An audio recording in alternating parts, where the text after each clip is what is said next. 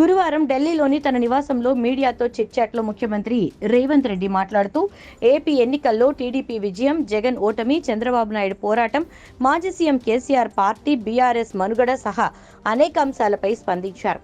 కేసీఆర్ రాజకీయంగా నిలదొక్కుకోవడం కష్టమని, ఆయన హరీష్ రావు ట్రాప్లో పడ్డారని ఆరోపించారు. కేసీఆర్ లేకుంటే తన సొంత లైన్ తీసుకోవచ్చని హరీష్ ఎదురు చూస్తున్నారని సీఎం వ్యాఖ్యానించారు. 2019 ఎన్నికల్లో టీడీపీకి 23 సీట్లు వచ్చినా చంద్రబాబు నాయుడు కోర్ రాజకీయాలను వదులుకోకుండా పోరాడారు. అందుకే ఆయన మళ్లీ గెలిచి సీఎం అయ్యారని గుర్తు చేశారు. చంద్రబాబు నాయుడుతో పోల్చుకుంటే జగన్ ఎంత అయినా ఆయన ప్రతిపక్ష నేతగా పనిచేశారని అన్నారు. వైఎస్ఆర్ కాంగ్రెస్ పార్టీ నేతలు తిట్లు చేసే వ్యాఖ్యలను తట్టుకుని పోరాటం చేశారు, కానీ ఏనాడు చంద్రబాబు కోర్ ఏరియాను వదిలిపెట్టలేదని పేర్కొన్నారు.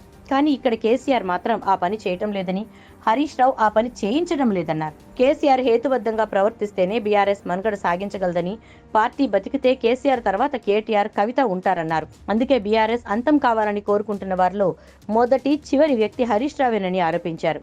ఈటల రాజేందర్, నరేంద్ర, విజయశాంతిలను హరీష్ రావే గెంటించారని సంచలన వ్యాఖ్యలు చేశారు. మన సొంత పగలు తీర్చుకోవడానికి ప్రజలు అధికారం ఇవ్వరని జగన్ను చూసి నేర్చుకోవాలన్నారు.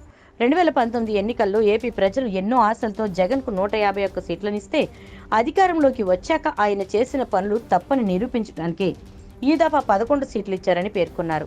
తెలంగాణలో టీడీపీని లేకుండా చేయాలని కేసీఆర్ అనుకుంటే ఆయనే తుడిచిపెట్టుకుపోయారని ఎద్దేవా చేశారు.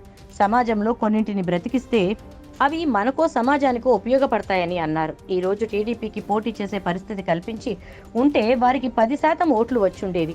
అప్పుడు కాంగ్రెస్ పరిస్థితి ఎలా ఉండేదో తెలియదని రేవంత్ వ్యాఖ్యానించారు.